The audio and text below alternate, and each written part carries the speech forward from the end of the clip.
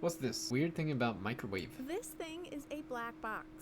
Okay, it's actually a silver box, but I'm talking Microwave. figuratively because I have no idea what goes on in here. All sorts of things happen that I don't expect, and stuff I do expect doesn't happen.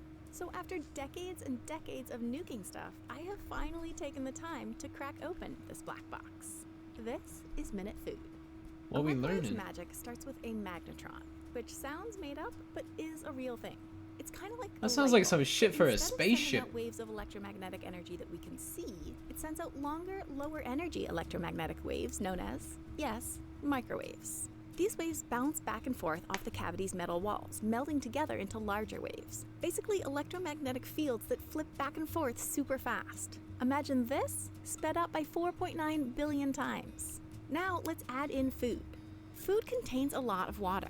And when the electromagnetic field meets up with a water molecule, which has a positively charged side and a negatively charged side, the field's charge pulls the water molecule into H2O. alignment. And as the charge flips, it pulls the molecule the other way.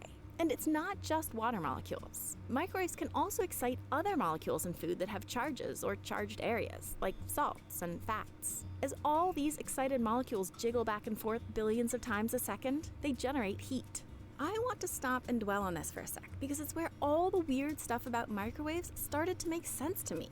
Microwaves are different from basically every other cooking method because they don't emit any actual heat. Instead, molecules in food convert a microwave's electromagnetic energy into heat. And it's this totally different process that's responsible for so many of the things about microwaves that seem so weird. Like the fact that they work What? really freaking fast. If you're, say, baking something, heat has to work its way through the air to the food and then all the way through the food, which takes a while. Somewhere around an hour in the case of Wait, so you're saying it doesn't cook it? It's just like, it's like activation. Is that what she's saying? I guess that makes sense why you can't cook like fucking, like a whole turkey or some shit. You know what I'm saying? Like, interesting. Huh.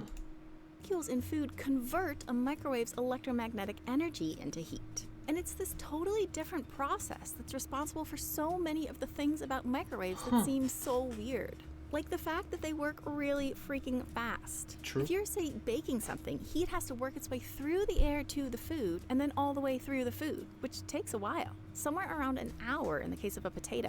But in a microwave, that same potato will cook in just minutes because the electromagnetic waves interact directly with molecules in the food. Not all the molecules, though, which brings us to another weird thing. Microwave cooking is fundamentally non-uniform. Let's go back to that wave. Because of its shape, there are places where its energy... Right, I was just about to say, like, you cook a potato in the oven and you cook it in the microwave, there's some, like, elements missing. And I can see how, because if you're saying it's a wave to cook the thing, like many waves, there's ups and there's downs and there's... It's like an audio wave, you know? Like, there's some parts of the audio waves that are just fucked, that you can turn down on FL Studio, whatever the fuck you use. Like, yeah, if you know, you know. Like... I don't really know how to explain it because I'm pretty bad at learning it, but I understand it. You know, I have an understanding. I'm just not good at learning. You know, I'm not good at learning, teaching. I'm decent at understanding and listening. can't interact with the food. You can actually find these places in your own microwave. Anything that helps you see hot and cold spots will work, but I'm going to use this really cool color change putty made by our amazing sponsor, Crazy Errands. Hang on until the end of the video because trust me, you definitely want to hear about the weird and wonderful stuff they make and how you can get free putty. Anyway, take out the turntable, nuke whatever you're using, and that looks like a well, putty, bro. This looks like some shit my dad would bring home after going to work at his like old. And I don't even know what the job was, but he would bring shit like that, and it would glow, or it was a certain color, and I would sit there and stretch it. It's literally just putty, but it's nothing you eat. It's something you're not supposed to play with, I think, from what I remember. I think I grew up and somebody was like, I think somebody else had a dad who worked there too, and they were like, yeah, did you know you're not, like, we shouldn't have had that? And I was like, oh, right, word. And I was like, word, okay, right. Free putty. Anyway, take out the turntable, nuke whatever you're using, and check out the pattern you get. You can see where the waves excited, and therefore heated, the food, and where they didn't. You can even this out when you cook stuff. obviously by using a turntable, and also by stirring and flipping your food. But because of the way a microwave works, it's never going to heat your food evenly, which can leave your soup or your Hot Pocket blazing hot in some places and super cold in others. Plus, at least for the Hot Pocket, there's also the fact that it starts out frozen. And when water molecules are frozen, they're locked so tightly together that the flipping field can't jiggle them around to generate heat. In other words, the energy emitted by a microwave cannot melt ice. To heat up the icy center of a Hot Pocket, you need to get the other parts, those that can interact with the electromagnetic field, hot enough to start defrosting the icy parts so that the microwave can start warming them up. Oh man, But in the I feel like Hot Pockets are the hardest fucking things to get perfectly even. You have to like thaw them out, and then I don't know, bro. The cooking things for these fucking things, at least for me, I can never cook these things right. There's always the middle is always just cold. meantime, those hot spots have basically become lava. This is why you should always let nuked food sit for a few minutes before you eat it, so the heat can spread out. This will help you avoid both the searing pain from a mouthful of lava and the crushing disappointment of a spoonful of cold soup. Oh, so wait. So you're telling me the reason it's cold is because I eat too fast? You're telling me I'm not giving it enough time for like the heat to spread? Oh man, fuck that. That sounds like when you gotta let chicken rest. Like, for chicken it's worth it, but I'll tell you what, for a fucking Hot Pocket, I don't give a shit. I'll take a bite of the cold every time. It's not that bad. And it's not that great, on the subject of but it's not that bad. Microwaves also do weird stuff to food's texture. Oh, Somehow they... if it's going in the microwave anyways, I'm trying to eat it as fast as possible, you know what I'm saying? Like, I ain't trying to wait for my fucking Hot Pocket to be perfect. Fuck that. make things both soggy and dry. See... Also, last pause, fuck microwaving fries. After they're made, during they're made, whenever, just don't do it. Just put them in the air fryer. Somehow they make things both soggy and dry.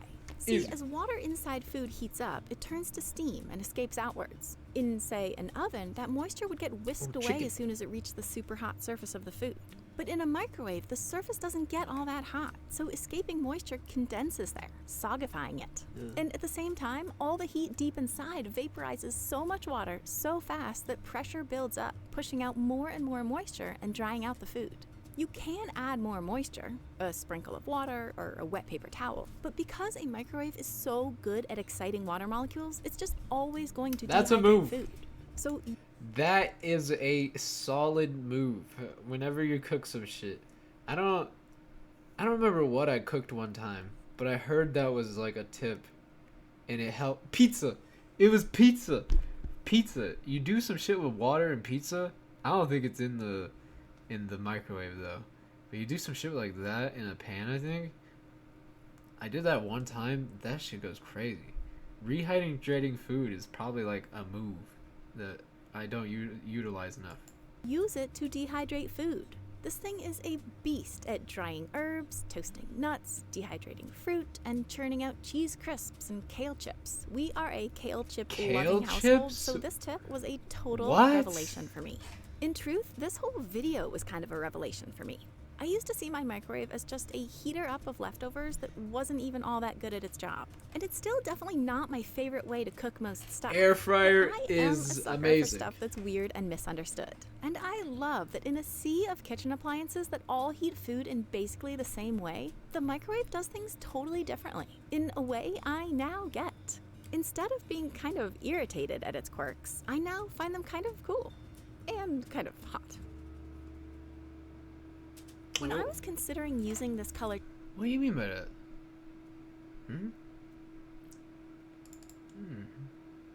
Well, that was very interesting. I feel enlightened. You know? I have a better understanding for my best friend. I have a better understanding for one of my good friends. So that's nice. Very nice.